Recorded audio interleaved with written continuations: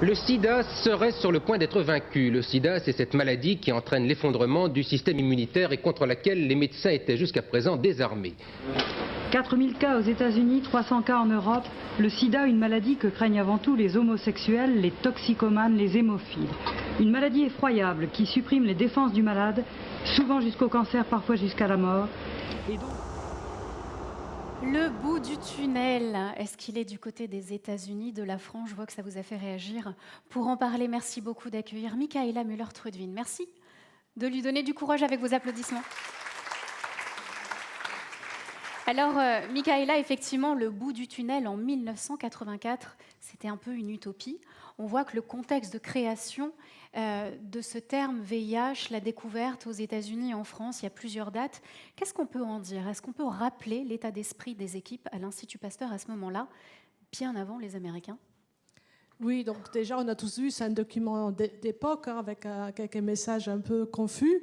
Donc, c'était bien dit quand même que le virus a été isolé 1 an avant, en 1983.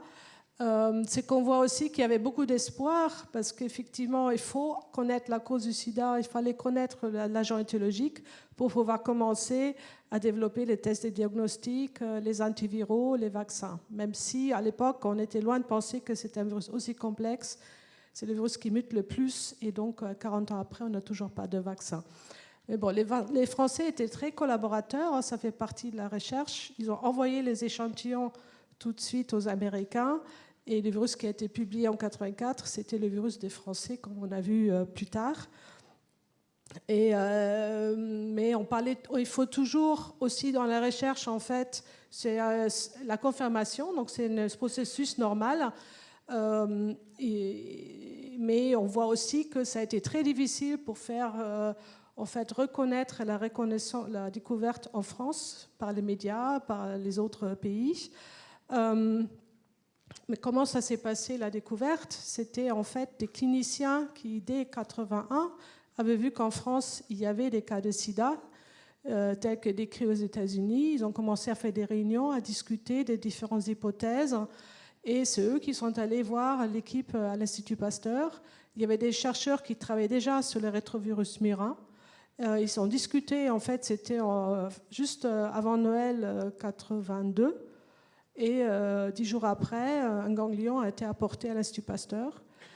Et si les chercheurs à l'Institut Pasteur ont réussi à isoler le virus avant les autres, en fait, je pense que c'est parce qu'ils avaient les esprits ouverts. Ils n'avaient pas une idée précise en tête. Ils ne voulaient pas peut-être montrer leur hypothèse, mais ils voulaient vraiment trouver, avec l'esprit ouvert, en allant chercher peut-être à d'autres moments, à des moments plus précoces de la maladie, à des moments plus tôt aussi dans la culture cellulaire, et c'est ça qui a permis qu'ils le découvrent. Mais ensuite, il faut aussi prouver que c'est la cause. Et ça, c'est des années de recherche qui ont suivi par une équipe interdisciplinaire, et c'est aussi tout ce travail qui a été récompensé par le prix Nobel. Et je voudrais finir avec les mots de Françoise Barré-Sinoussi qui dit toujours ce prix, c'est le prix de nous tous, de toute la communauté. Et c'est le prix de vous tous ce soir également. Merci beaucoup, Michaela. Donc, ces premières années sont marquées par des étapes dans la découverte du virus, des étapes majeures.